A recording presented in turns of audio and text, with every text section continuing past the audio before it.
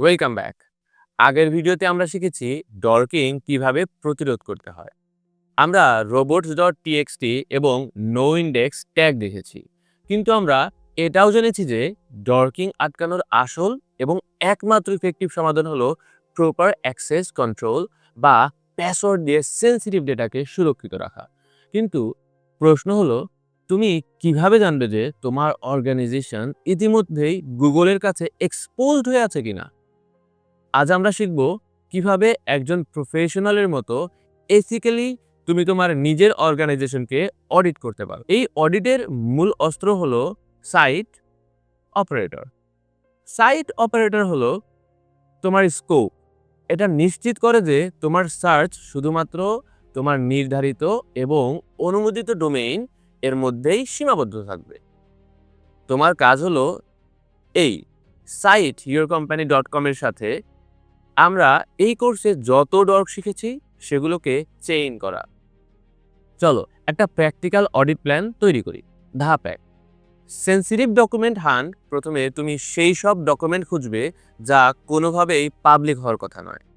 Site yourcompany.com, file type XL, SX, in text, salary or in-text bonus.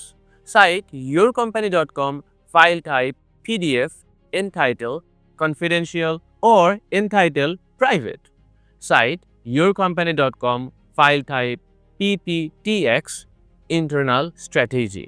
ধাপ 2, infrastructure and system file hunt. এরপর তুমি সিস্টেমের চাবি খুঁজবে।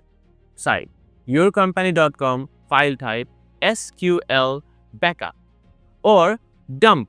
Cite yourcompany.com, file type env. Quote db underscore password unquote or quote API underscore KEY unquote. Cite yourcompany.com, file type log. In text quote password unquote. ধাপ 3, entry point and vulnerability hunt. সবশেষে তুমি খোলা দরজা বা দুর্বলতার প্রমাণ খুঁজবে।